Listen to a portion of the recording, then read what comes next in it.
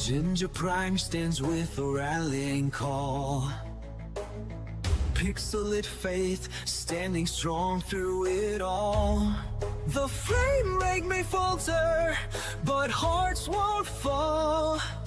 Chrono rewrites what you thought you knew at all. Late to the game, but his wisdom lands clean. Skill checks are off, that's the price of the dream. Gaming kinda brings the chaos and thrill, dropping rare loot with unshakable will. Forte holds the line, grace under the blade, faith like a fortress that never will fade. Scrag lights the fire with a storm in his breath. $80 flat for unfinished quests.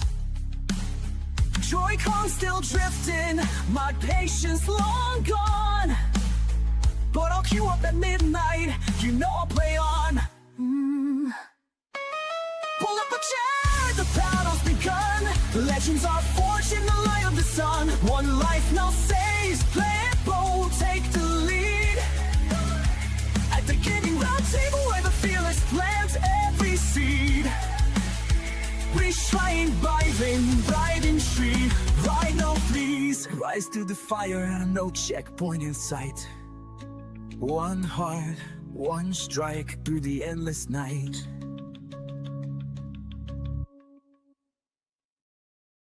Hello, everyone, and welcome back to the Gaming Roundtable. We are here again with you, returning guest Llama Todd, back in the hot seat. Going to be talking a lot of MMORPGs in this specific show, but there's also been a lot of gaming news, a lot of just random stuff going on. So we're also going to be having a good fun time getting caught up on all that is gaming here in 2025, especially as we kind of are in the back half of the year. So we could kind of talk about maybe some Final Fantasy 16 versus Expedition 33. Generally interested in where Todd is falling this year with the game of the year. We got Scrag back. I have no idea where I fall in that category.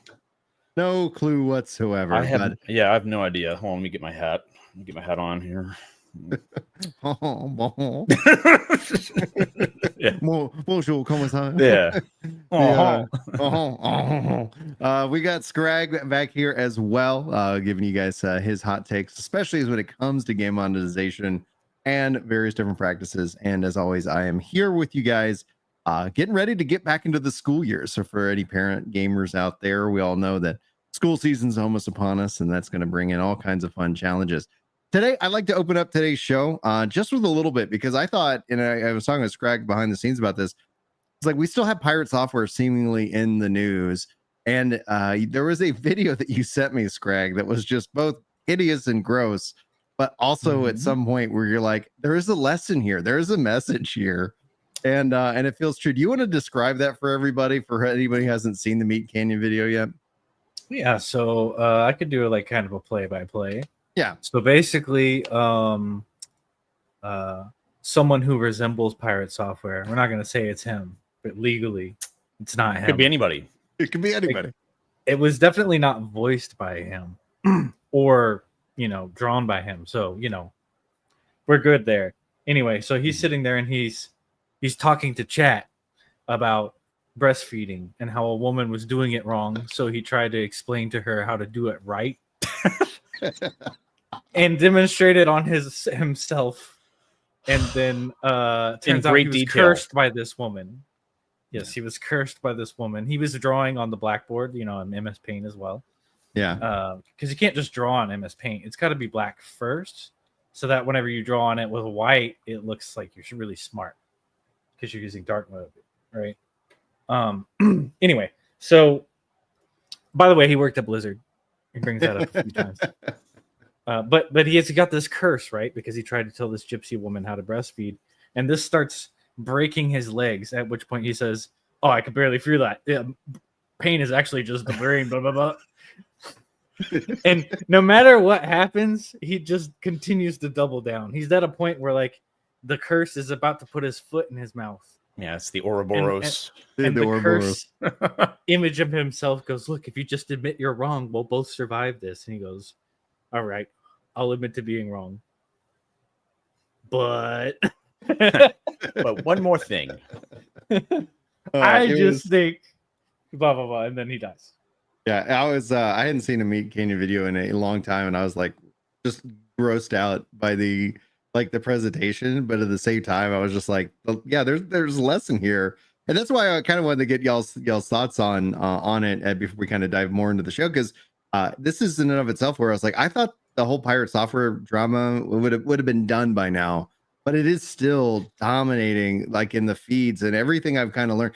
I'm on team. I don't think that's his real voice by now. So it's like I've gone conspiracy theory just as a hobby. I haven't made any videos or content about it, but I'm just literally now on like, I don't think that's his real voice. I don't think he's gone through second puberty. I was like, this is in and of itself just almost like, I'm like, yeah, there is a reason why I guess people are still talking about it. One reason why I wanted to talk about it with you guys.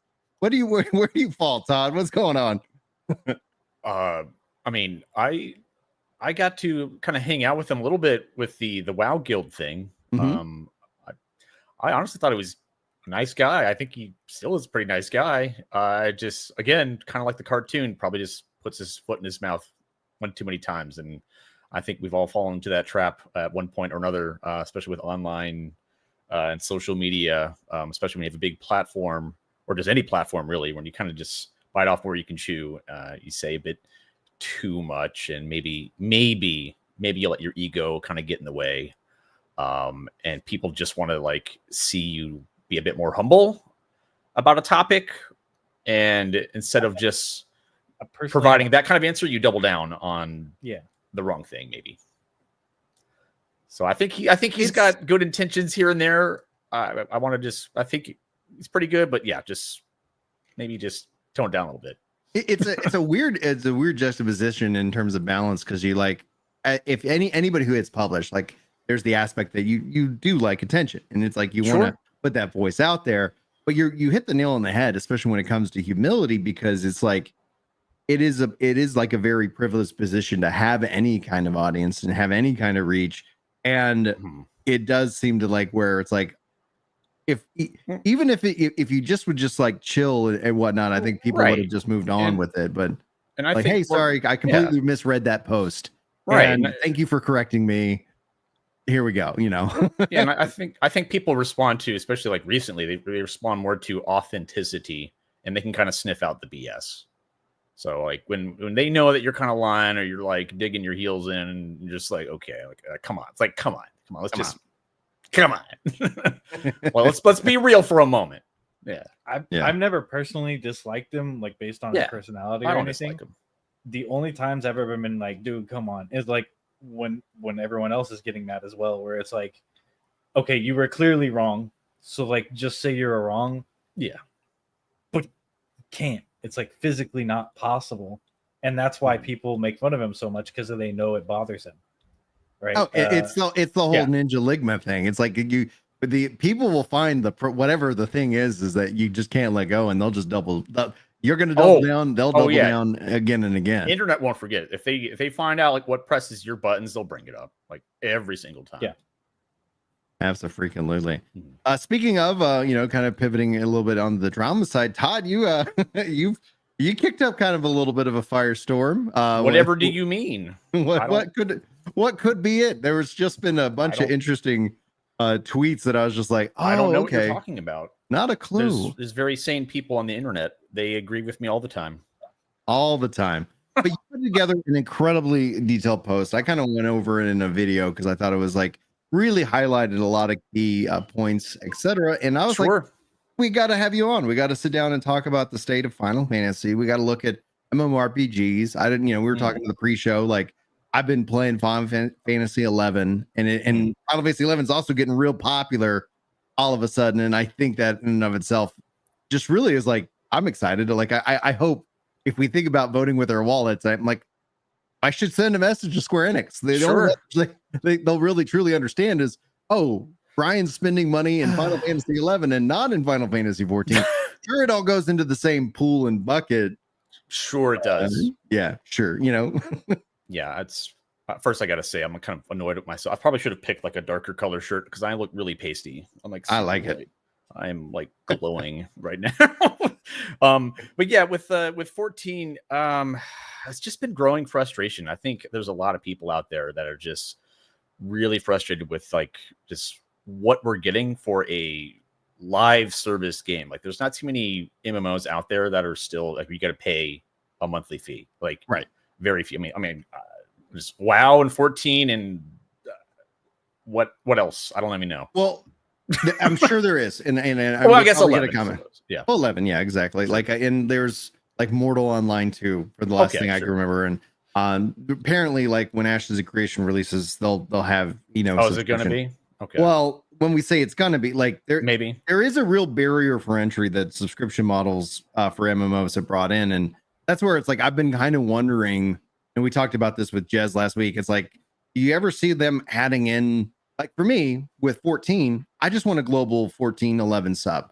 Like I'd even pay a little bit more for it. Like just give me one thing that I can manage one way and be done with it, because it's overly complex. So it's that gaming in my mind is also, especially now, as I just alluded to in the start of the show, getting ready for school, it's a path of least resistance. If you make it harder to play your game and there's an equal but also fun experience that I can have that doesn't make it that hard, there we go. Oh. And that's where I'm like, I kind of resigned to be like, I'm going to sign up for a year of 11 so I don't have to worry about Blizzard like, does this all the time stuff. And they have their classic servers. Well, and Blizzard, I think in and of itself was kind of like, I was like, I wonder if we'll see the industry, follow suit, because Final Fantasy 14 seems to be on the WoW trajectory, right?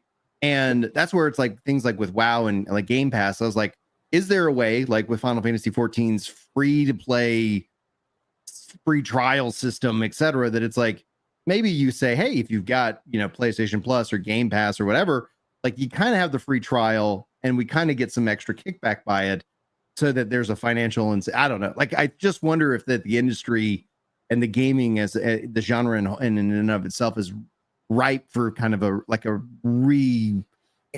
analysis of the business model itself. Because I find it, if you were going to ask me, Brian, are you going to let your kids play 14? I was like, maybe the mobile version. It's like, yeah. Hey, it's looking pretty good. Not gonna lie. I know that's kicked up a little bit of frustration within the community. One of your bullet points. One of my notes. Yeah, one of your notes. Anyway, sir, like I know I just kind of word vomited on you, but I can't believe you did that. Yeah, that's fine. Yeah. So that list was kind of like my rough draft of like a video I was working on. And it's just stuff I just really wanted to get out. And just one day I just like look at social media. I'm like, and I got to admit, yeah, I definitely do sound like a doomer. I get that. And I just see a lot of just like, oh, it's so great. Everything's great. I'm like, no, it's not.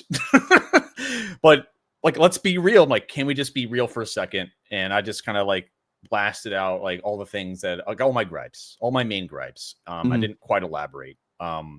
And I do think if I had just like put my thoughts down like in a video, like like a 30-minute thing, it would have like made a bit more sense. I probably wouldn't have gotten a lot of people angry. But at the same time, I'm glad it's out there. I'm glad it riled people up, and I'm also glad to see that I would say probably the majority of the replies were kind of in my favor, at least with like my bullet points about the game.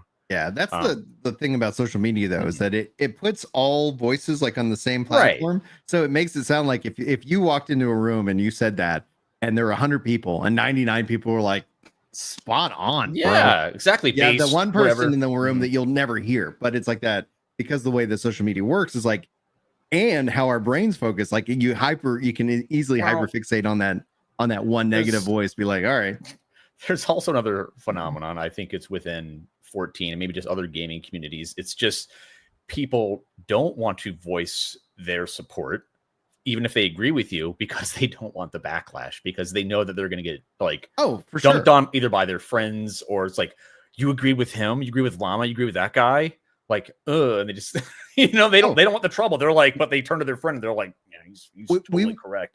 We were laughing about that with Cole, because it's like there's this preamble that like before you give Final Fantasy 14 critique, it's like you kind of have to pre-defend the position you're about to take. It's a compliment sandwich. It's like, what it is. It's like all you right. say something nice, and then you say like what you really want to say, and then you finish with something nice. It's just nice and digestible. Yeah, compliment sandwiches. I'm actually real pro for because I Mine think was a that's bit always more like an open face sandwich. Not even open face. Mine was just like no bread, just all lettuce. I just chucked it on the. There you go, buddy. Get your fiber. Let's go. Yeah. But yeah, no, I really enjoyed what you had to write, and one of the things that's really good about kind of the timing is that 7.3 just came out this week. I don't know if you feel like this because I see a couple people like in chat, and George writes people playing 11 to avoid woke Lamont. So like where do you fall in that whole category? Have you spent any time with the 7.3 or No, I was this haven't. kind of a break for you? Because there isn't an ultimate. The next raid series isn't until the 0.4, yada yada yada. Yeah, my frustration definitely capped out when I saw that wasn't going to be an ultimate. I mean, that's my favorite content. It's raiding. Dawn Trail's initial story just didn't do it for me at all. I checked out. I mean, I went through the entire like base MSQ. I streamed it, even did like voice acting for some parts that were like super slow. Like I wish there was more voice acting in parts that would have made it a bit more tolerable. But yeah, wasn't a big fan of Waklamat. However, I do see that people at least have said 7.1 onward, the story has gotten better, and I'm happy for that direction. I don't know like how much better. Like, is it like compared to what? Like, is it because like, you kind of set the bar quite low, at least in my opinion. Like with base Dawn Trail 7.0, it's like, well, anything is really better than that. Like talk to 4 farmers, talk to Waklamat, okay, repeat. So like but if they improve the storyline, I'm happy for everyone. But unfortunately I no immersion, really no love for me. I kind of been skipping everything, and yeah, I'm definitely taking a break. So it's Final Fantasy is one of those things where it's like when they release content, and I kind of feel bad because like people have been like hyping up 7.3 for a while now, but they finished in like a few hours. And some people, they never will touch the extreme trial. So they basically just got story for a few hours if they really took their time. A dungeon, trial, alliance raid, and they could be done within an afternoon. So it's like that's supposed to hold you over until like 7.4, or at least until like the Deep dungeon, deep dungeon and stuff. If they even do November. that, there's people that don't even touch that. It's like that is too hard. Like they only like to do like roulette level stuff. But yeah, I'm gonna be taking a break, and I could always just come back if I really wanted to. Let's just say they release an ultimate in 7.5. That's the I think best opportunity to have one. If they don't, I will laugh because I have a tweet that I posted a couple months ago that I'm ready to just retweet, bring back. Hey guys, see you in 2027 if you're still playing. Recruiting for an ultimate 2027 because that's what it's gonna be. But yeah, I could play right before 8.0, 2 months, 1 month even, and just knock out 7.3 up until then, and I wouldn't miss a beat, and I probably wouldn't get nearly as burnt out because like I'm doing it in a more compressed situation rather than 9 months of this. Yeah. Scrag, you play 11, you play 14. I think with 7.3, have you stepped into the latest update? Because I know you are currently active 14 sub, right? I did activate my sub. Ooh. And I played twice. So it's not going great. Not really. Well, talk to me about that. Like, what was it? Because it's like I'm not actively on 14. I'm active on 11, and so it's like every little bit of frustration has been pushed there. And my wife is just amazing, delivering a tea. Thank you. Dude, I love being married. Is it Sonic? Yeah, so happy hour. It's like she'll go get deals and things like that. So it's like she just snuck in. So I was like, hey, Sonic's got that good ice. Oh, dude, for sure. Cubes. Yeah. And if this episode's not brought to you by Sonic, but if you guys of course not. If are listening, cool. we highly recommend it. That would be cool. Yeah. So, Greg, anyway, talk to me about that because it's like you activated the sub, you've played it twice. What's going on? So the last 2 times I played was basically just me trying to speed run going through base 7.0 and becoming increasingly bored and frustrated and annoyed. I got to the point where the spoilers, the space people showed up and they started killing everyone. And then I went to the Wild West for some reason. That was really weird. And then I was just like so disengaged and irritated that I just didn't do it again. It's kind of where they lost me too. I'm like, you mean to tell me this technologically advanced group of people that had, basically time travel at their disposal, they couldn't beat a bunch of people with like sticks and stuff. Like, all right. And they bothered us in a bot train. Like, why would they bother with us? Why didn't they just blow up the track ahead of us? Like they had. Why did they attack the train? All they do is blow up the track in front of us. They're stupid. Oh man, that's bad writing. It's like, oh, they're heading for the town. Oh, well, derail it.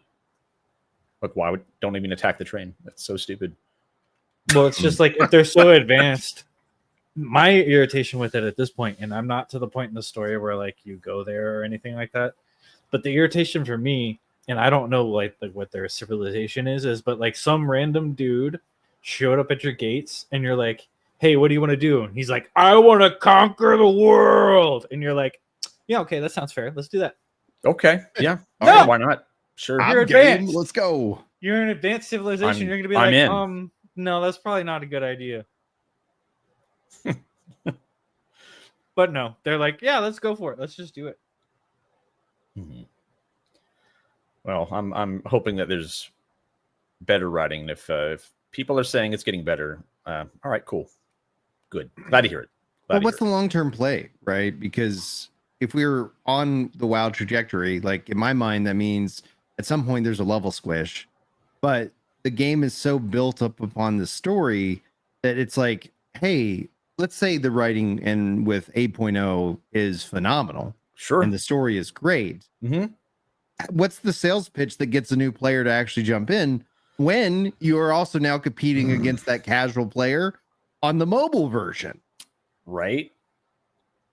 I don't know if they're actually trying to convert people from mobile to retail. I don't see that happening. That would just be such a shock from like if you've only ever played mobile and you try to play like the retail version. It's like especially with the fact there's a unlimited free trial. Yeah, why is this bad? Why is the game like this on PC? Like I'll just play on my phone. This is dumb. But yeah, I've had some thoughts. A Switch 2 port as well. I'm not gonna lie. Like it's like, okay, let's bring it everywhere. Why does it have to be mobile? But continue, please. No, I've had some thoughts about this. It's like what would draw me in, and I think it's going to be something it's heavy copium. But if they were to invest, it's one of my points actually. If they were to invest in like actually upgrading their infrastructure, like their whole spaghetti code, or like the servers, maybe we have a cloud servers, whatever it is that is holding them back and their developers to actually modernize the game, like do that and advertise that for 8.0. It's like, hey, and if it takes them, if they have to like spend an extra 6 months to a year to pump out 8.0, like I would wait for that. It's like, we want to do this right. We want to revamp the game, breathe some new life into it, new technology. It needs it. The game is antiquated. It's showing its age. It can't keep up. Cause like, even with WoW, it's like you go in and 10 years ago, if you compare like a side by side, they're completely different because WoW actually spends time like updating like the UI, the interface, and just even like graphic effects. Like it's very, very noticeable, like the character models and stuff. So that would be a big draw for me, just like from the technical debt, which is something I mentioned. That's just. So it's like, sorry guys, we can't do anything. We're handcuffed because of the limitations of our code or because of our hardware. So I'm like, well, then put money into it. Right. And that's the thing. I was talking with like Cole and Wes. And speaking of which, before we kind of continue the show, Wes just gave a huge, generous membership gift here on YouTube and also over on Twitch. And I can't highlight the Twitch side because the StreamYard for some reason. So thank you so much, WG Productions. Really thank you. And then welcome into the new members. Hopefully you guys enjoy all the cool perks. And if nothing else, I love seeing the green name tags in a live stream chat. let's focus in on kind of 8.0. And I would love to get you to talk a little bit more about WoW. I'm going to start with Scrag here, especially because the question is that what does 8.0 need to do for you to where when you resub that you don't just play twice, you're like, oh, we're back, baby. Like this is what we've been longing for. What is it for you, Scrag? Honestly, I don't know at this point. I've said this multiple times, but gearing sucks. It doesn't feel good. It's not fun. There's nothing unique about anyone's gear. It's just like kind of lame. So probably fix that. That would be my biggest thing. Combat's fine. What do you mean? They but- added spell speed to melee pieces recently. That's Oh innovative. yeah. That's awesome. Yeah, that's super cool. You know, it's like also super cool having a dedicated system to add 2 more. That's really cool too. Yeah, instead of like, you know, I don't know, multiplying my attacks or something cool like that. You know, like a materia would do in Final Fantasy VII.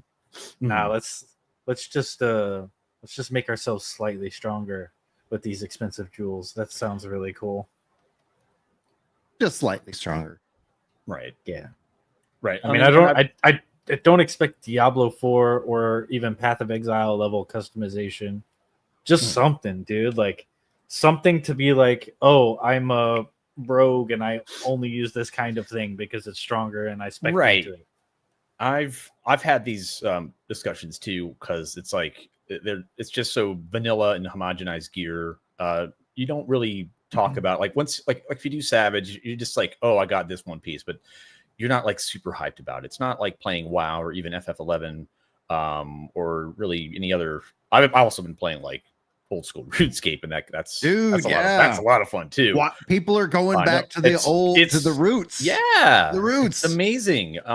Because like it's also you get like the horizontal progression too, and it's like you get like a low level item, but that can last you for like many levels, or even like in game, where gear actually meant something. So, yeah, 14, it just doesn't quite do that because it would wreck the balance of their in-game content. And I as much as I would like to see them do like special effects or even like trinkets, or what if they took like the job stone and had some enhancements to that? Like, what if there was like a merit system where you could apply extra stats or bonuses to your own job stone? Like, at least then you wouldn't have to mess with the gear itself.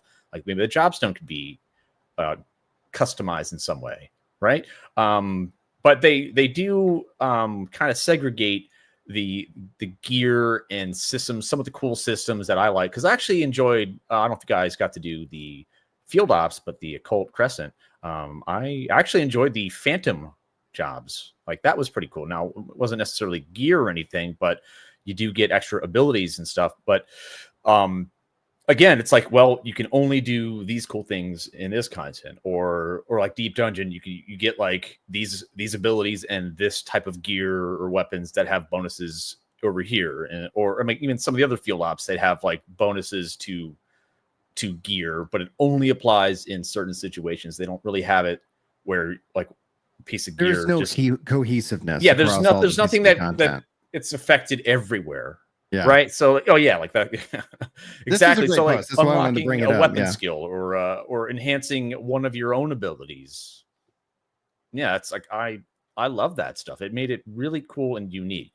Yeah, Athena tweeted this out, and this is something I think is relevant to what we're talking about with gear. And it's like, I feel, and I would like to get y'all's thoughts, because I do feel like gearing has the reason why it's so basic is because it favors the raiding scene and trying to keep that. And I was like, you could literally turn it off for the raids. Like, you could be like 99% of the game has this aspect, but or if nothing else, like what Destiny does is like, oh, if it's a world first, competitive challenge mode, okay, they're going to operate under its own set of rules, but the rest of the game can kind of have this, well, you found a cool way to break the game. Now we can either fix it or we can make adjustments to it.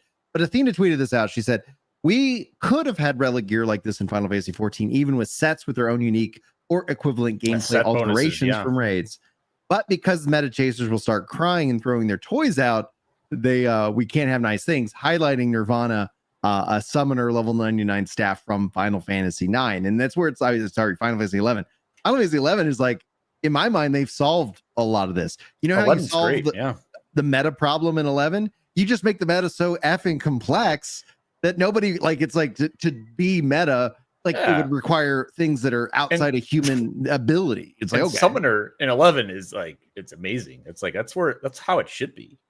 Like you had to fight each avatar just to earn the right to like summon them, and it wasn't just kind of like this neutered bland thing that we have now, where you're just like you're basically just a fizz range, and you get like these kind of random brief summons, you know, all these other avatars that just pop up every now and then. It don't even quite make sense. Like you don't really get to customize like how you play summoner. Like I wish you had a choice of like which people you summon to the battlefield. Yeah, that's what it's like. I wish, like, when they introduced Blue Mage, I was like, I wish every job had a limited mode in which that, like, by limited mode meaning like, oh yeah, you can build your kit. Like you want to summon Ifrit? Well, you got to go do this quest. Sure, you can do this as a part of the curated version, but this special version where limited doesn't mean restricted, it means exclusive. You know, it's like, oh, you're playing this. That means you've earned that. You've done this and you build out your kit. And it makes it interesting. But I think there has been that priority of streamlining the game to a point where even something recently I saw pop up, and I haven't explored it too much, so I could be completely misquoting it. Yoshi-P talking about their goal is to continue to make the game even more accessible. And WoW just did something with that. I loved your perspective. The accessibility one. Scrag, you demoed this off in our last podcast. Kind of like, here's the one button rotation aspect. The gameplay for that. I think it's great. You can literally just hit one button. That's the gameplay. WoW is accessible to everyone now. Even I've used it on my Xbox, where I'm like, I've got this all. I just want to get through some like the weekly dungeons. I'm like, whatever. I'm like, I've got like some streams up on the side here. I'm just like, whatever. Press that one button. I wouldn't use it like a big raid setting, though. Yeah, auto battle. Yeah. Like, it's just like, all right, just hit play. We're gonna let you. Well, because like most of the internet, I think is fake as anyway. So it's like then they say like at least the majority of like traffic on the internet is bot and probably traffic. So it's like at some point, like, oh, this is the MMO that it's just playing itself, you know, and you can kind of chime in and make a directional change at some point. I don't know, man. It's gonna be wild. Well, Throne and Liberty was gonna do something like that, and everyone threw a fit. But where it like played for you, you know, like killed the wolves in the forest or whatever infinitely. But then people threw a fit and they took it out, and now WoW basically has it in the game, except you're just smashing one button and healing yourself every once in a while. I thought the Throne and Liberty thing was such like I was bummed that they took it out, because just as a thought experiment, especially when it comes to sandbox MMOs, because the reason why people like sandbox solves a lot of the problems that theme park has, right? And theme park solves a lot of the problems that sandbox has, and it's like that's why I like my mind is the perfect MMO is the sand park. It's like, let's just blend these two kind of concepts together and create that set of rules and gameplay. But the thing with Throne and Liberty, with what they entered, like when they had that, I was like, this sounds really interesting. It's going to completely change how people talk about MMOs in terms of numbers, because you will see, like I was like, I'll be at work, I'll leave it up and running, and I'll kind of watch to see how what's happening. Yeah, that's gonna count as an active player. That's gonna visibly, you're gonna see like there's a lot of players, and we know that bots exist in these games anyway, and it's like it's kind of in a way putting everybody on the same playing field. Yeah, we know that people are gonna bot this, and because they don't want to sit around and farm all this stuff all the time. Exactly. So we're just gonna give everybody that ability to turn this on. And then there's some parameters in which that you know, I was just like, that's why I was so bummed they took it out, because I was like, mathematically, it's an interesting thing, because what I see whenever a new sandbox MMO hits, a bunch of the theme park guys come in and play it, and it's a sandbox, and they don't like it because it's not a theme park. They don't understand it, and so that ends up usually kind of getting that bad reputation within the bigger, broader MMO context. But you guys have any thoughts on that? Yeah, I mean, I think it's kind of difficult to be a popular MMO, or like at least an up and coming or something. Like, I just wonder what Final Fantasy is going to do going forward. I'm like, kind of going back what to does what it I need said. to do? Well, I think there's just two options. It's like either they invest in the infrastructure and work with what they got, or they come up with their next MMO and maybe they break the mold of like what we're used to, and maybe it'll be more action based or what you're talking about, the sandbox style or something. But I think it would be a bit more action, like maybe like Monster Hunter-esque or something, maybe not as many people, but just like maybe smaller groups or something, like sessions. I think maybe that would appeal to the play style these days, because I mean, just I don't know. It's just I feel like it's a bit it's very niche. Just trying to get like people to 20 people together to raid all the time. So like maybe it's just if you have like a smaller group or something, like maybe more MMO, more approachable, an MMO light in that regard. So you're like, because kind of with 15, like I enjoyed kind of had this game loop that was the loading was atrocious. There was all kinds of reasons you didn't want to play the multiplayer, comrades kind of thing, but there was still like a fun loop there once you actually got the gameplay. And to have the option of just to have the option, of like, well, I've got a half hour or an hour. What can I do? Like, oh, I can do this one raid boss with some friends, like 4 friends or something, or let's knock it out, or like even make it soloable. I think, of course, a lot of people play FF11 for that reason, or even RuneScape for that reason. It's like you can do a lot of the in-game stuff on your own or with like a team of NPCs, and I think that respects people's time a bit more. And I still think you should definitely have something for like the sweats that want like the large scale events and coordination, sure, but if you want to appeal to like a larger base, and you got to have people things that can respect people's time. What do you think, Scrag? I think MMOs are just kind of in a bad spot, dude. I'll put it that way. I'll be really nice about it. I mean, so it's not the same as it was back in the day. Oh, no. Back in the day, getting to play an MMO was like really cool. But now, like, everything's a freaking MMO. Roblox is an MMO. Minecraft's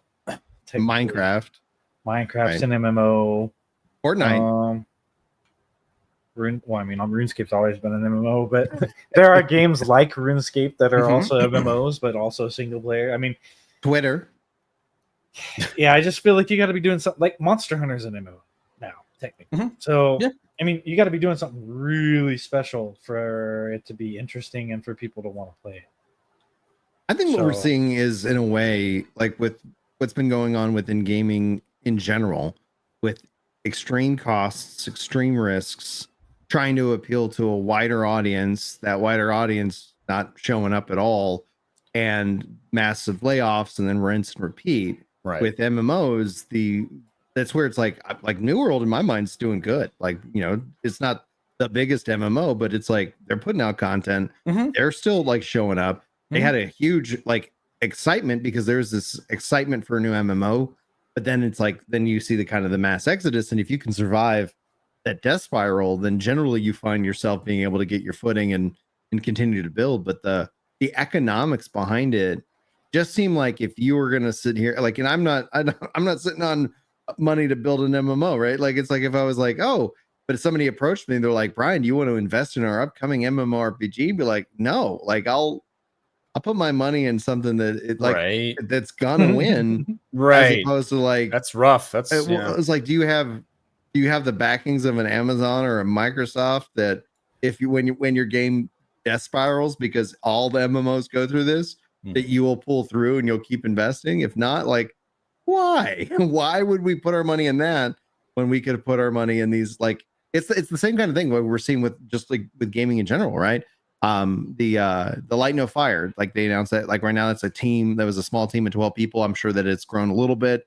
Expedition 33, which we're all like really fans of, team of 30 people, that it's like being able to manage the cost. Same thing with movies. Like we've just seen these things balloon up to a point where that it's like, it's too risky. You're not able to sell enough tickets. So we're seeing like kind of in a way constriction. Everything's kind of shrinking back down.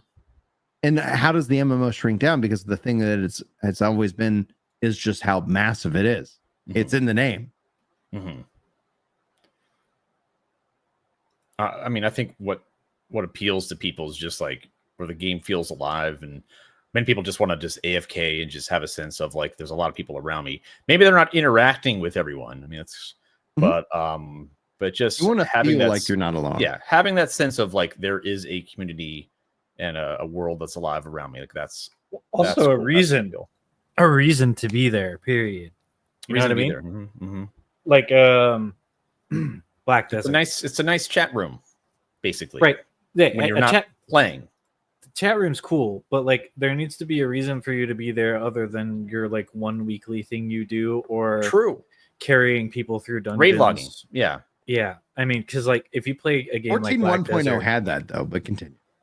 Are you Right. playing Black Desert? Is that what you're saying? No. I'm saying if you have played a game like Black Desert, Okay.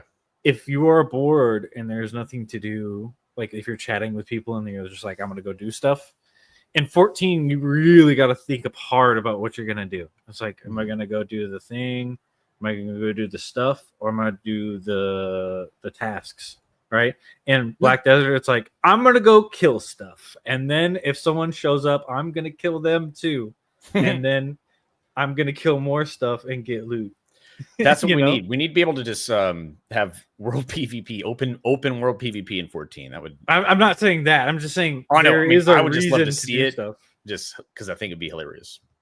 I think it'd be fine for a zone, Man, but how not like complicated would that be? Because PvP in 14 is its own complete system. In fact, like I to know. call back I to know. a comment that we saw earlier with here, let me see if I can find it in my starred.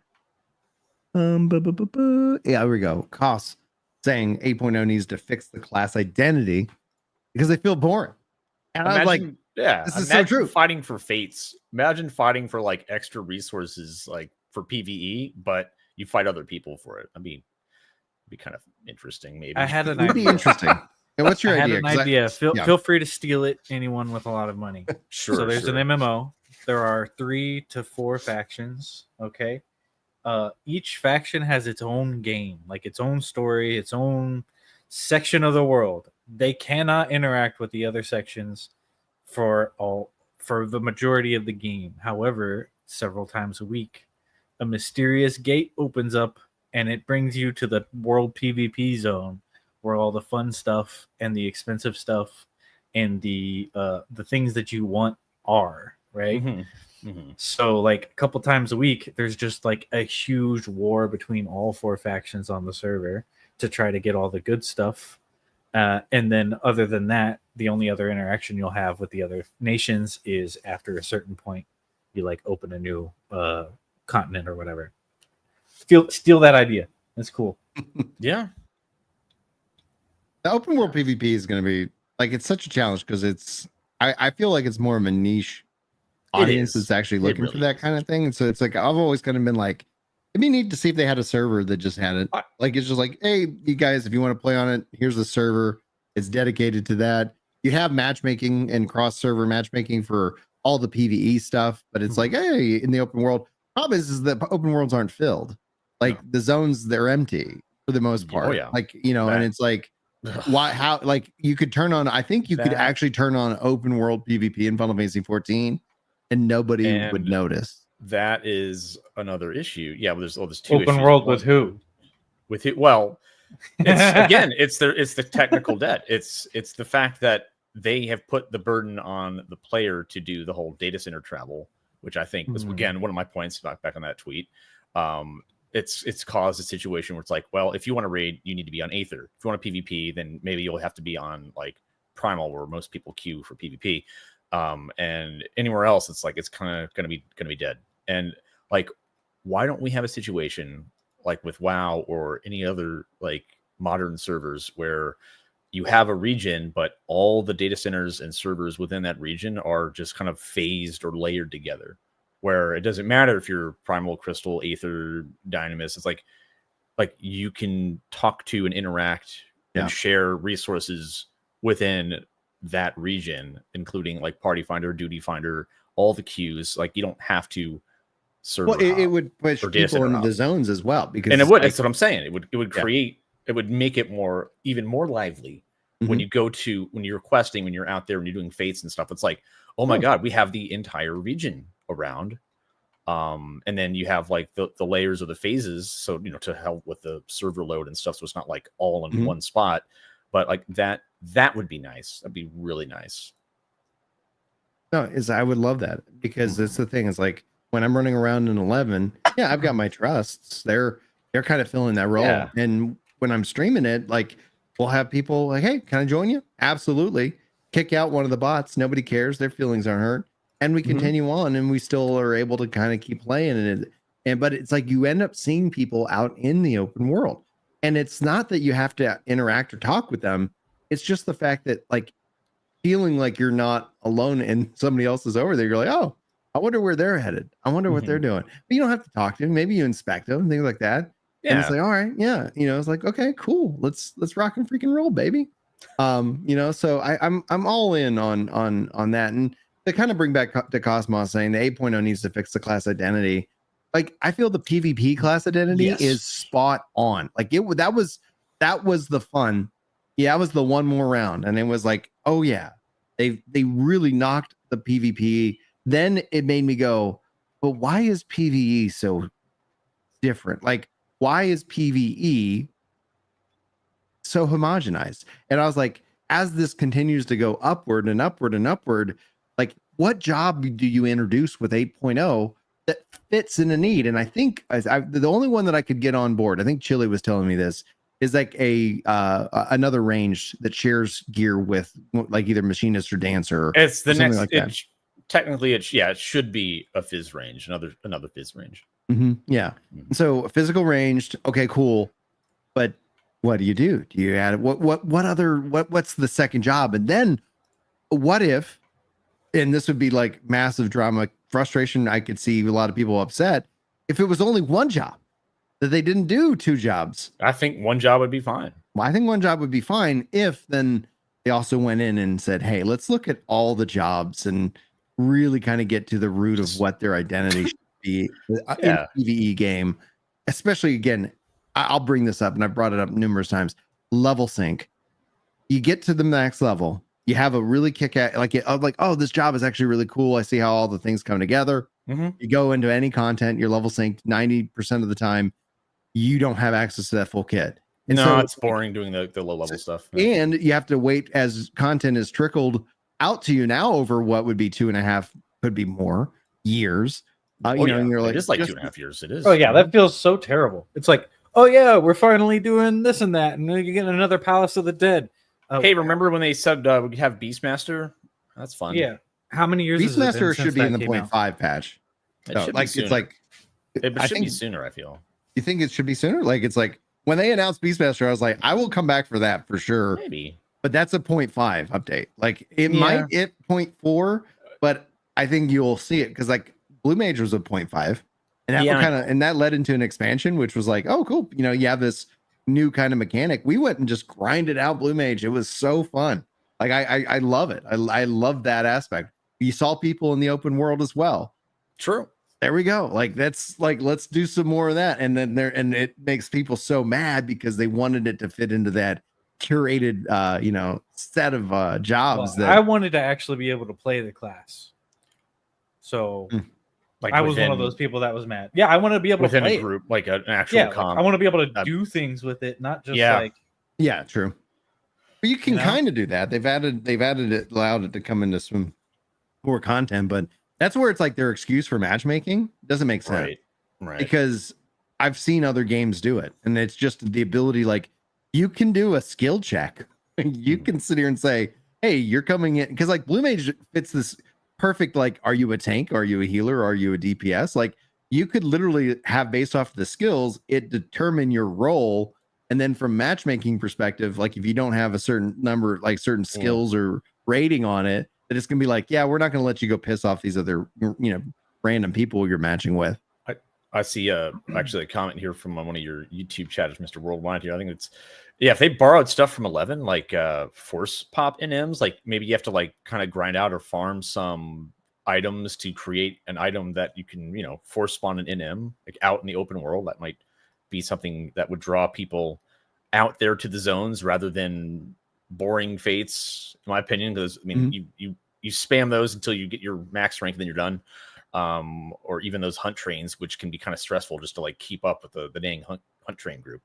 But having like an actual NM out there that would drop some really cool piece of gear, like I'd be down for that.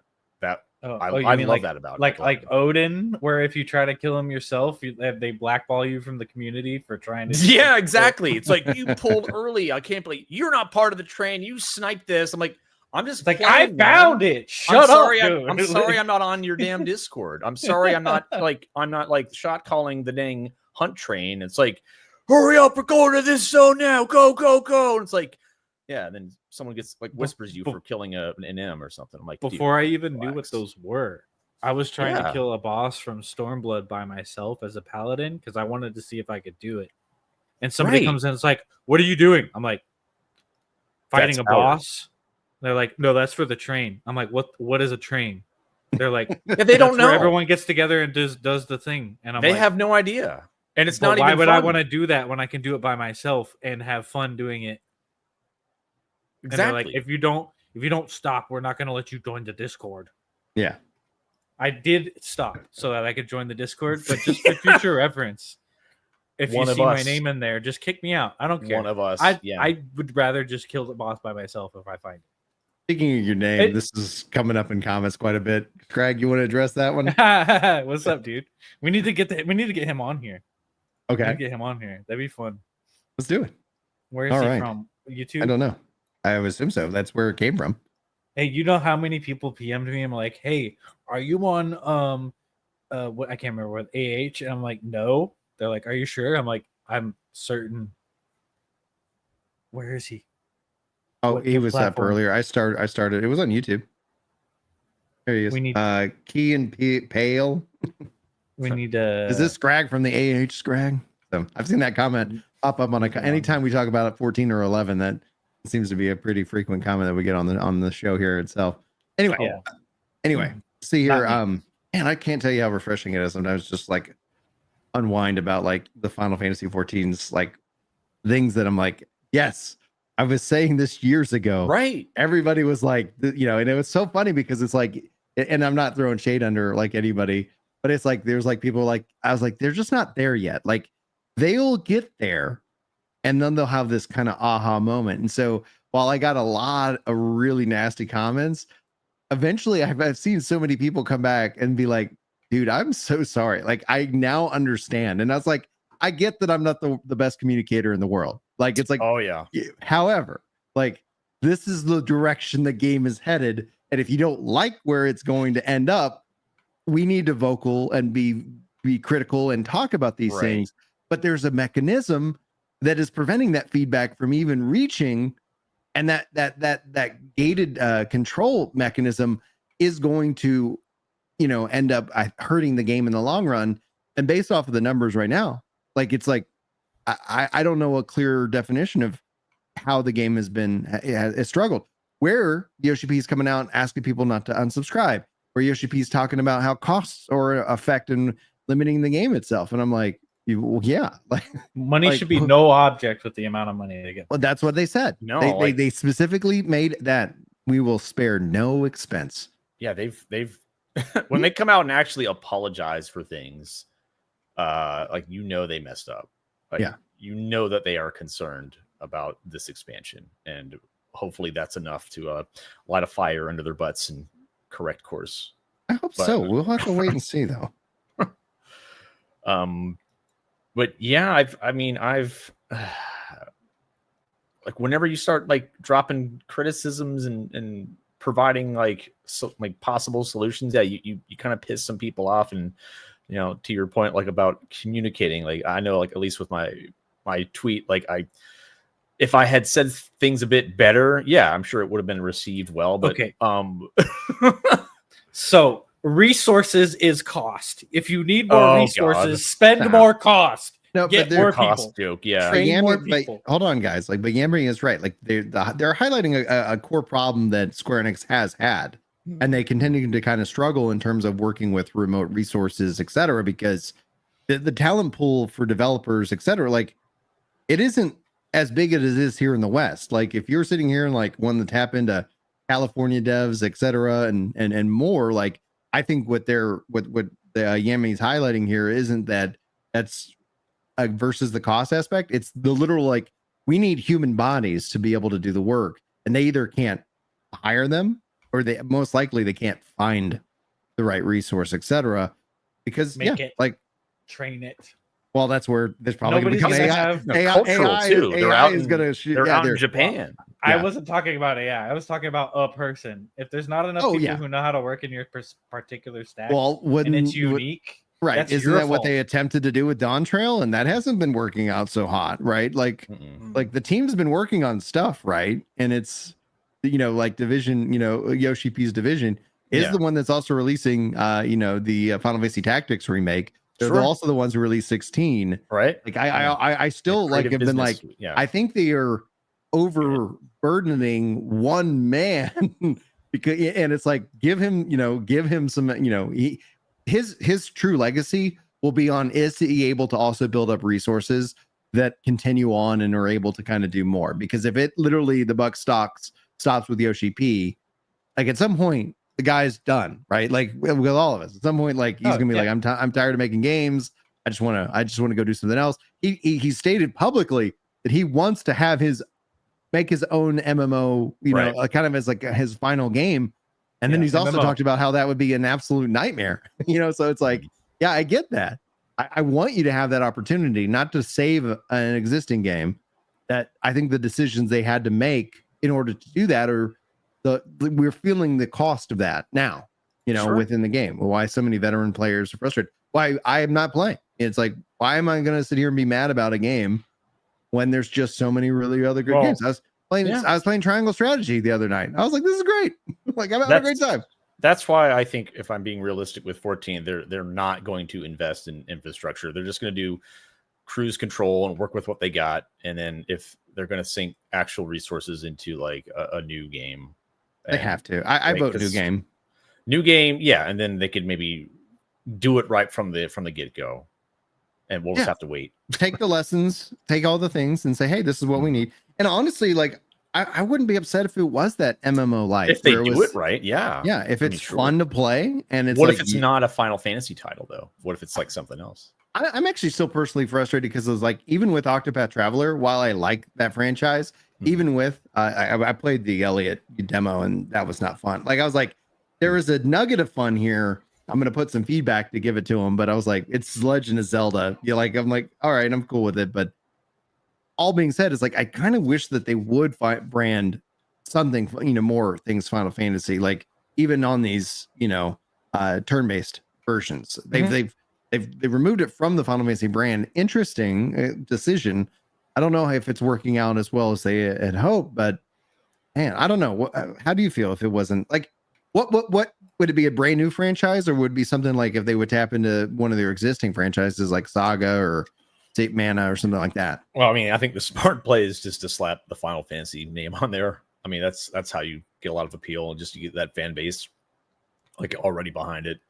Otherwise, Wizards of the Coast raked in $200 million in. Oh my god, yeah! If there's the money is there. Like if you say this is a Final Fantasy thing, it's like, okay, we are going to play the next one. So I think it'd be silly if they didn't do that. Yeah, even yesterday, like on my lunch, I was at the card shop. This guy came in and was like, hey, do you guys have any Final Fantasy? It's insane. And me and two other guys were like, sorry, dude, every time they get more, we buy it all. like you're not getting any, sorry. You too slow. If you're not cast here, haste. Let's Exactly. go. Yeah.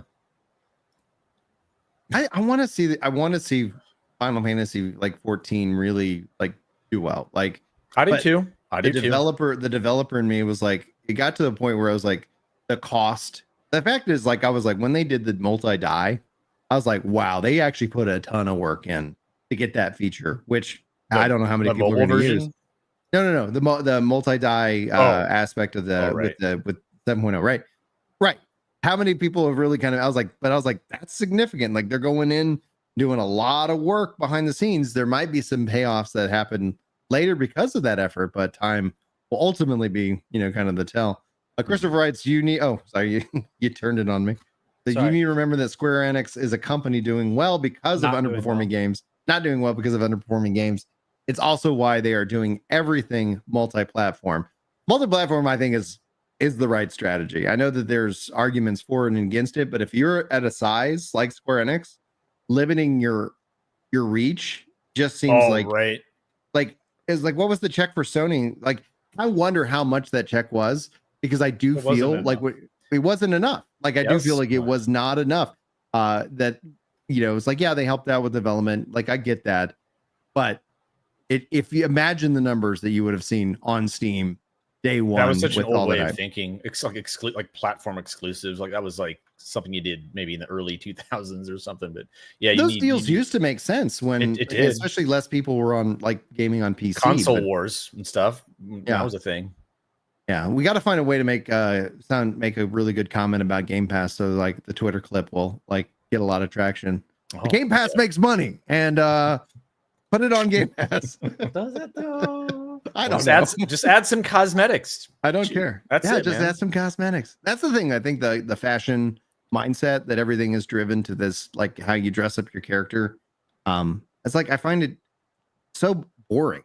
It's like, where's the goal? Where's the investment?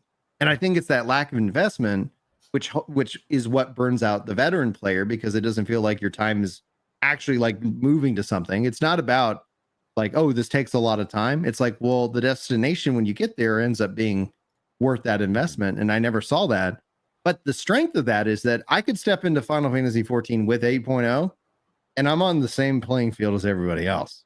Like, everybody's effort that they went in from 7 point to 8 point, like, all right, I hope that was fun. I'm on the same playing field as you. And now we go forward. And that's the strength, to be able to get that recurring. But if you don't have the story hook, like, I don't know. I haven't played the story of Dawn Trail yet. I'm still working on my weight loss. Okay, cool. We'll get there. But it ended. The game finished. It concluded in Endwalker. And what the rest of this is just like, I don't know, like fan fiction? Well, I think that it could have been a lot better than this, even though it's not like part of the main story. At least what I've experienced so far felt very like you remember the whole meme, like, pray return to the waking sands. Sure. Yeah, I love that. They knew that was a problem, and so they killed the character twice because we hated her. Pray return, pray return, pray return, Pray return. Pray blow your own head off. Seriously, fuck you, dude. Like, stop telling me to Stop pray getting return kidnapped. to the waking sands. Yeah. Yes. And then they went, Up your security. Don't go back to the sands. Yeah. With Dawn Trail, they went, oh, they hated that.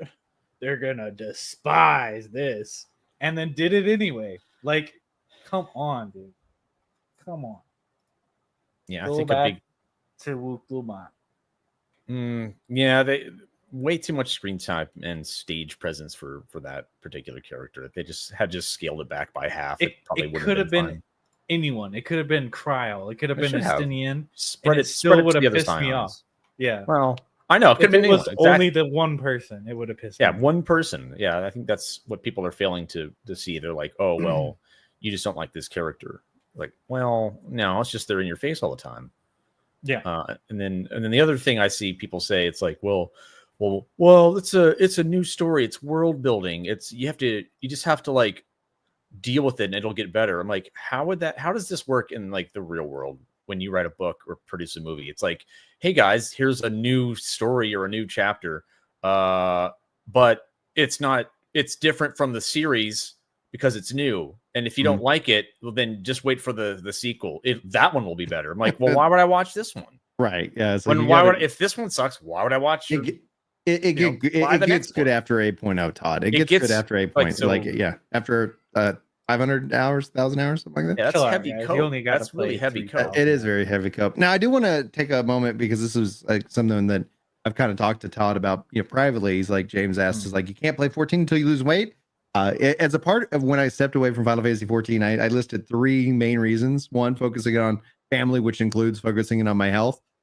Big part of that was like, we had Todd, you had your stroke, we had Hogue Law, and you, me, and Hogue are like, I'm like, oh, we're all the same age. Like, yeah. I gotta get my crap in order, etc. So it's like, I said, you know what? Like, I kept always like, I remember when Heaven's Word was announced, I was like, I'm going to lose this much weight by heaven's word. And I didn't. Now, for me, the long story of it was like, it turns out I had a hormonal problem that was preventing my body from losing weight. I've lost a ton of weight and I've still not all the way there. So I'm trying to get below 210 pounds. That was my initial stated goal. I have just actually gained a little weight, but that was expected because we've been going through this home renovation and having to eat out. And it is, you know, we went through that. I weighed in. I was like, oh, I gained a little weight, but now I'm, you know, refocused. The good news is I just had a lot of tests run as a part of my yearly, and my A1C is down another 0.1. So it's like, even despite having, you know, gained a little weight, my A1C, which was something where I was pre-diabetic, I'm now outside of that range now. Excellent. Is following. So that was the big thing that I stated. Obviously, being busy with the family family is my number one thing. And that's where back to the mobile, mobile comes out. We have a tablet. We have things that can play the game that maybe I'll sit down and play with the kids. That for me is something that I enjoy. And then the barrier for entry is super low. And I have this amazing ability not to throw money into these into these games because I don't have to, but I will pay a sub. And that's where it's like, I think, you know, monetization is real tricky, but that's the TLDR for anybody who hadn't paid attention. That video got a lot of traction, got a lot of reaction to, got a lot of hate because of the video itself. People called into question my motives. And I was like, I remember a year later, I was like, I went and watched one of the videos that the guy ended up unlisting, but he had it up and I got to react to it, which is wild because it was like, oh yeah, here a year, like I'm down 50 pounds. I've done, you know, like, here's the things that I've done, you know, and it's like, cause his whole critique was like, just be honest, just say it's about the money. I was like, if it was about the money, I would lie. Yeah. Like if it was ever about the money, I would tell you everything's fine. This is the best game ever. Yada, yada, yada. He's like, you just play to what your audience wants to see. So they will show up and watch. I don't like that. I find that disgusting. It's like, I was like, you might not like what I have to say, but I'm not going to sugarcoat it because I respect you enough that I'm not trying to farm you for views. I respect your time enough that, anyway, that's just my rant. Thank you. No. I think that hits close to home because it's like kind of like why I kind of, I don't know, quote, crashed out or something. I got tired of like being pigeonholed in the 14 space and just like, well, you kind of like a one trick thing. It's like people know you for rating, people know you for 14, and this is all you do. And like that is what brings in the views. And it's like, but I'm really tired of this. and I'm like, I can't lie to myself and just keep saying these things that just like shill the game or something. And I don't think I ever even did that. But you would have to just kind of temper yourself, because if you just complain about the game all the time, then you're going to lose people. Yeah.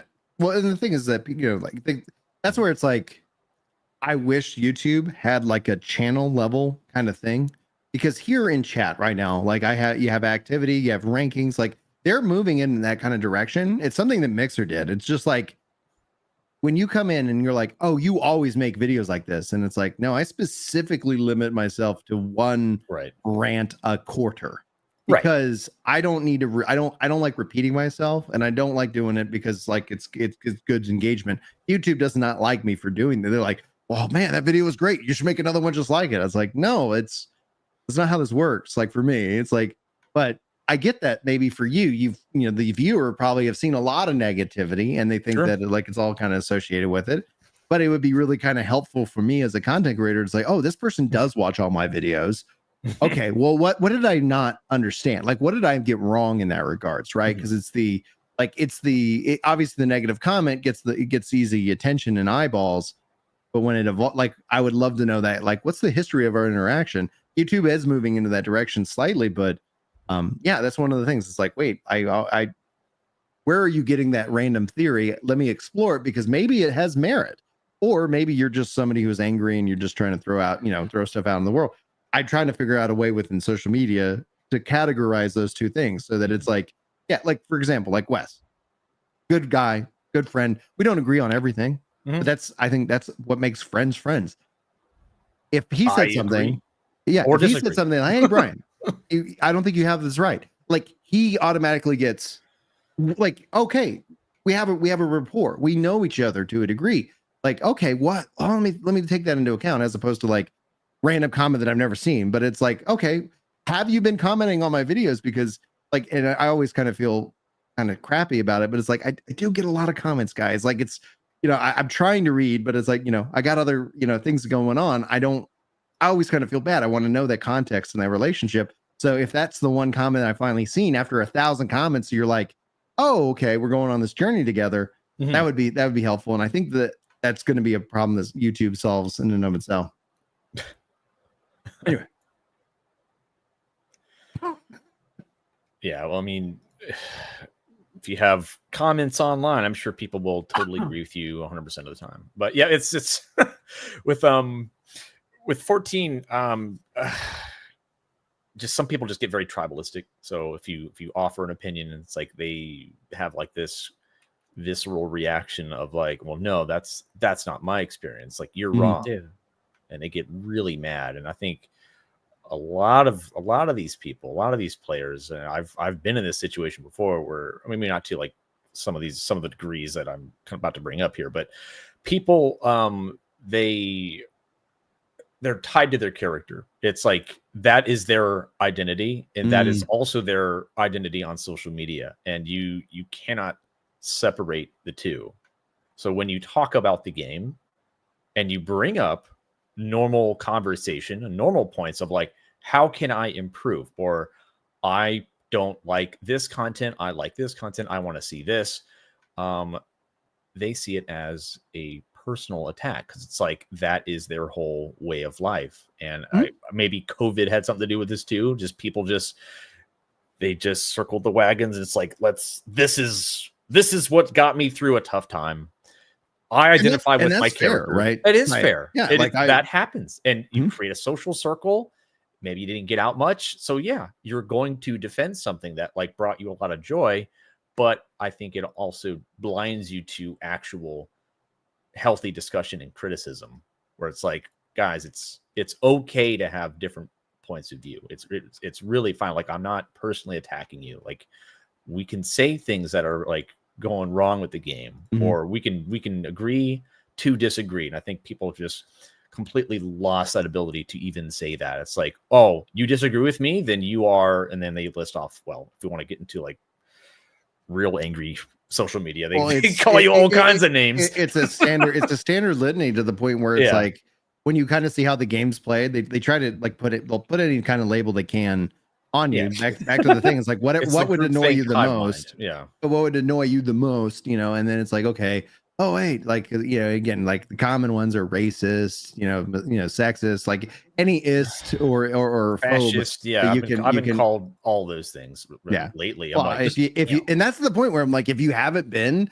I don't know if you have an opinion worth even listening to, because it's like, at that point, like, are you so like curated yourself that it's like, oh, like, we can't talk and think like human beings otherwise? And that was the other thing that got me pissed off about different gaming communities, especially with 14. It's just, you had to walk on eggshells all the time, because if you slip up, you say something, then the pitchforks are gonna come out and they're gonna attack you. They want to deplatform you, they want to cancel you. It's like, all because you said something I'd say is pretty common sense. And it's like, well, like why are you calling me these names? Like, why are you saying these things about me? It's like, that's not even remotely true. It's like, there's no middle ground with some folks when you there's also like about their game. And this is something I think is just deeply human, and we've seen it happen throughout generation after generation. Like, it's like, I would say I'm a very religious person. Like, I got put the cross right up there on the wall. And it's like, but at the same time, like, it's like, I can only understand some of the things that have been going on with that in the context of a religious belief, as opposed to like, okay, if we're debating like facts, like the fact is I have a floor in my house, as opposed to like, I believe there's a floor in my house. And it's like, okay, if we go into that, like, as long as we're okay with going into that realm and having that kind, you're like, okay, great. That's what you believe. Cool. Talk to me about that. Right. I believe in more conversation, not less. I believe in like exploring these ideas, like, educate me. Like, I've never, like Wes has pointed out, like, we have different worldviews. Everybody does. Right. But I'm hearing you. Go ahead. But I think with 14, if you have a particular set of worldviews, like, you either accept it or you're completely shunned. It's like, you have to think why a certain way. Do you think that happens within 14? And does it happen in any other game? I'm sure it does happen in other games, but I feel like you feel that in WoW at all when you do like WoW raids? Not to this degree. No. I feel like it was empowered by the TOS changes in Stormblood. Mm-hmm. You remember when we were talking about that? How many Yeah. years ago was that? Where it was like, oh, if you tell someone how to play their character, oh right, if you can't they'll compel ban you. someone to like play the game, like they're yeah, it's coddling people. It's making them soft in a way. Like here's the thing. Like I've described this many times because I play both. I play WoW. I play 14. I played other MMOs and stuff. WoW players will talk shit to you to your face. You will get instant, immediate feedback if you are not up to standards, and like that could be toxic. That could be not fun for you, but at least it gets your brain going. Like, maybe I should play better, or I'm going to get removed from the group immediately. With 14 or a community like 14, you don't get that feedback. You get people that just either remove you from the group. You don't know why. You might have an idea, but you never know. Oh, am I the baddie? Am I the shitter?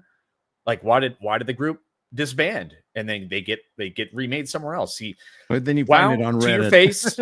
14, they'll do it behind your back, either on Discord or social media. Mm-hmm. That's the difference. And they're worse. Like honestly, like I would rather deal with the toxic guy. Yeah, I would rather deal with the not Final Fantasy, the World of Warcraft raider who's like 60 years old and really pissed off because he's gonna die in 5 years because he's had nothing but a diet of Mountain Dew and because Cheetos if you for get like better, 30 years. It's fine. It's like, well, don't be a shitter. Yeah, I'd rather deal with him than the one like. Yeah, well, I mean, it's not. It didn't go well. I'm gonna leave. I'm not giving them an entire complete pass, like because there are some like super annoying people in WoW. Sometimes they take it that like you're doing basic dungeons, heroics, or whatever, and it's just like go, you know, breakneck speed, and if you mess up, like you're gonna hear about it. So like that can be annoying to like a new player. It's like, I can't believe you don't know this dungeon like that's been out like for 20 years. It's like, but I'm new to the game. It's like, well, yeah, you don't know the correct path. You don't know to pull these. It's like, so there is a lot of expectation, but at least again, you still get that instant feedback. And at least those guys, yeah. At least the guys who are like real toxic and mean on WoW, at least they don't harass your social media. Right. They're not going to call you all those fun labels that we've been called before. They're just like, I have to you're see that, and that's it. I always like to save to see if I don't know if I haven't got on this computer. I'll have to look because I have a collection of all the fun comments that have come my way over time. Oh, I've had some recently. It's been wild. I've had to meet so many people. It's just like, why are these people saying these things? There was a guy, and it was so poetic. He tweets out this thing, and essentially he can't call it the Harry Potter. He's got to say like that wizard game, right? And because but it's like he's saying like, why does everybody think the 14 community is so left-minded? And that's like, I was like, isn't this tweet just an example of like the thing you're saying that it's not? And immediately blocked. And, and I was like, all right, like, okay, I was just engaging in, I think in dialogue, but it's like, all right, and I always want to say, I fully support people's right to block, and it's like, your social media is your responsibility. Yeah. Like, if you don't want to deal with like my thoughts, like by all means, like that's fair, like cool. But it's like, I'm like, all right, well, okay, my ass, that's fine. There we go. I'll mute you guys too. Yeah, exactly. It's just like, all right. That's been my policy is, you block me, I block you back. It's like no hard feelings. Yeah, we're good.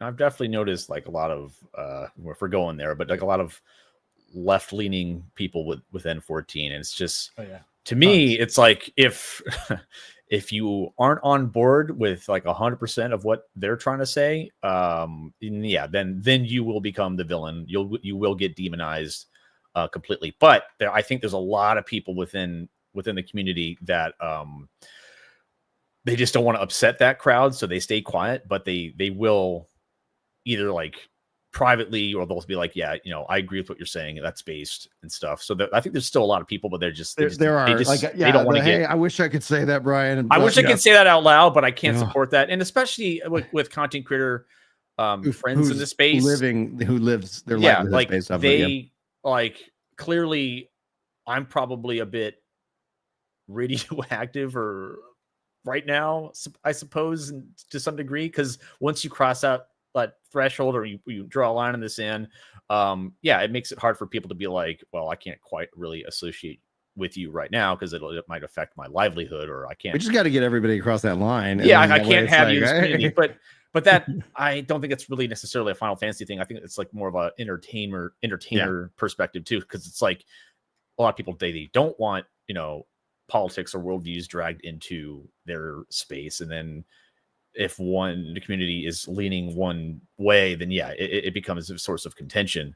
So it's like let's just play games. And I agree with it. It's like we're just here to play games, and it's like people are like, why are people bringing this up? It's like we didn't bring it up at all. Like it got brought up, and then it's like, it's like, okay, they prod you over things. They say they don't bring it up, but as with my experience, at least within the 14 space, like people will test you because they're trying to figure out what you stand for. Are you a quote safe space? Like, do you support this thing? And that's, some people are quite direct too. It's like, where do you stand on this matter or that matter? Mm-hmm. And if you don't say the right thing, I think I was called a phobe because it's like, you talked about Dave Ramsey in a positive light.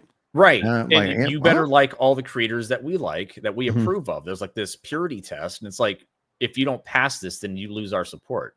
Yeah. Like, the hard part about that culture though, is that at any point, like if you don't adhere to like this unspoken Bible doctrine, right, like then you're ostracized. Like you get kicked out. That's instantly.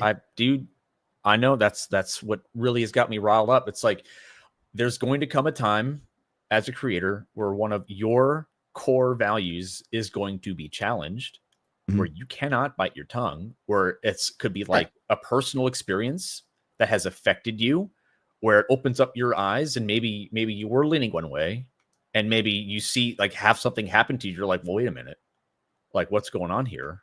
Like, I didn't like that. And for me personally, and I think a lot of people kind of dealt with this too, but it was when Hurricane Helene went through the Carolinas, and I was very vocal about how the government's crappy response affected the people in that area.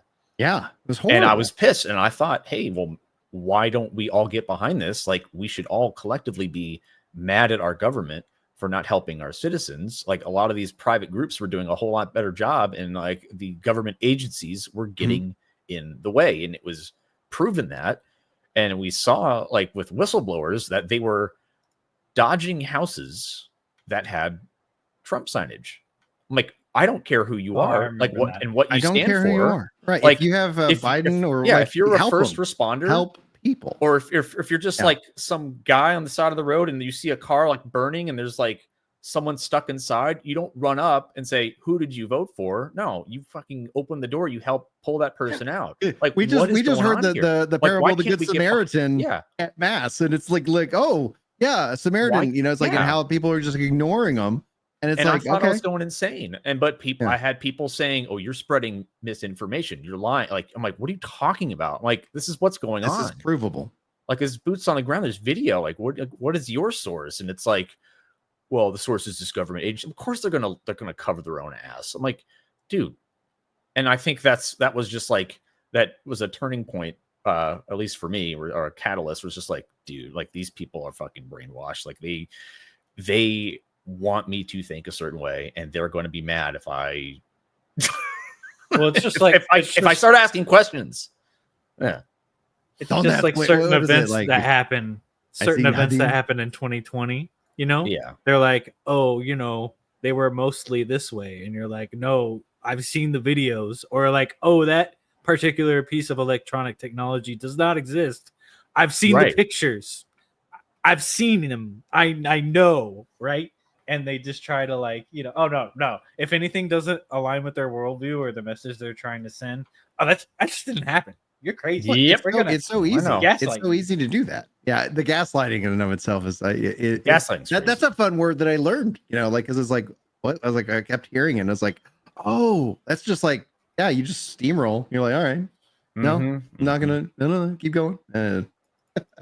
Yeah, like, there's no, like, my mind is like, there's no real true, like, cure outside of just more speech and being kind of open to have the dialogue. And then if they're not interested in having a dialogue, They don't they'll want to move have a on. dialogue. They Well, they'll don't. move on. They'll People don't come want to. in. They'll say their angry comment. No, they'll move on with their life, and it's like, and they won't ever think of it another moment. And so that's where you kind of have to train yourself to be like, all right, I'm not going to worry about that either, and we're just going to keep on doing the thing we keep on doing. The that was really fun. That was on. I didn't know if we were going to get into that at all, but that was a really good discussion. I think it is important that we do wind down the show though, because usually we try to cap it at an hour, and Okay, we're sure. a little bit over. We can talk to you all day though. Oh, I bet. Before we get into what we're playing, I thought I'd highlight a review that we got on a previous podcast, which I thought was really nice. Pizza Delivery says, I don't hate anyone, but I'm not a really big fan of anyone here, just listening because I needed something for my workout. But you know what? This was actually a pretty good show. So I was like, Hey, sweet. That's a great review. So if you guys enjoyed the show, etc., would love to hear from you in the comments as well. Thanks, Pizza Delivery. Just for Pizza Delivery. Also 24 makes me think 24/7. I was like, you always got that pizza, but also proud somebody with pizza in their name, getting that workout in. That's important. Good for health. Let's wrap up as we wrap up our shows with what are we playing right now. Let's start with our guest, Todd. What are you playing right now, man? I totally haven't been playing old school RuneScape this entire interview at all. No, it's so easy. Yeah. Well, I thought, hey, you know what? I could click and level my agility. I could do some rooftop stuff. That's easy. I could still, but I've been playing that, man. I've been playing RuneScape. I'm playing. There's a new WoW patch. I've been playing that. I'll take a break from 14, but it's gonna be RuneScape. It's gonna be WoW. I want to finish up Expedition 33. And I gotta play some. I might be playing some BDO and Guild Wars 2 in the future too, and of course, September, Final Fantasy Tactics Remaster coming out. Tactics Remastered. I'm hooked on RuneScape. It is actually scratching a very, very deep itch, like a MMO RPG, like dopamine itch, where it's like, oh, all these things to level, all these things to skill up, and like, oh, this is so cool. Like, I love this. Like, and you feel that progression. So it's like that investment. You're like, oh man, yes. Now that I don't have to deal with that. Like, I got over that hump, and now it's quality of life is coming in through my own efforts. Yeah, loving it. Scrag, how about you, man? What you playing? Well, have you guys ever heard of a game called Caves of Cud? No, I don't think Cud. Have you ever heard of a game called RimWorld? Oh, I've heard of RimWorld. Yeah, oh yeah. I think there's a new patch out or something, or new content out for RimWorld. So the game I'm playing is neither of those games, but it's similar to both. It's also similar to Terraria and Animal Crossing as well. Oh, okay. But it is absolutely unhinged. It's called Ellen, and you can literally do anything, like actually pretty much anything. Like for instance, well, I won't say that one, but there's a lot of bad things you can do. Like, for instance, I went into a town, I accidentally made out with a farmer, and then hit a child, and then ran away. Okay. And another time, I accidentally killed my own cat and ate it because I didn't realize I was clicking on the wrong thing. Oh no! That's messed up. Yeah. What did I just do? Good. Like I just right clicked onto it or whatever. Oh man, it reminds me when I played The Sims back in the day, and I set my sim wife on fire trying to like work the grill, and I was like completely devastated. I'm like, oh no, what did I do? Oh no. The for me, I was kind of jumped back in a little bit of triangle strategy on my Switch. So I was very just, I don't know. It's like I really enjoy it. It's a very story driven, not so much tactics combat. Like my kids were getting kind of bored. They're like, when are you gonna fight anybody? It's like new cutscene. I was like, I find this interesting. I did a little bit of that. But the thing I've been doing also is that I kind of talked to like a little bit about the game that I'm making. And so like it's a slow process. And so ultimately though, I ended up spending a lot of time actually working on, is this even a fun system project? So I've built a web-based video game that I'm still working through a metric ton of bugs and issues, but the whole purpose of said thing, if I can get it to where it actually is a game, because my kids are like, so we made them a character and they were like all excited. They're like, what can you do? And it's like nothing. It's like we've gotten that part. Now we're doing this, you know, I'm working on the combat and the RPG system of it. But the goal is like, is the system that I've designed even fun? Because I ultimately want to take it into like an actual, like, you know, with real awesome awesome graphics. Like we want that 2D HD kind of style. You know, and more, you know, and actually like, you know, maybe put this on Steam, etc. But right now it's all web-based because I was like, I'm good at making web-based stuff.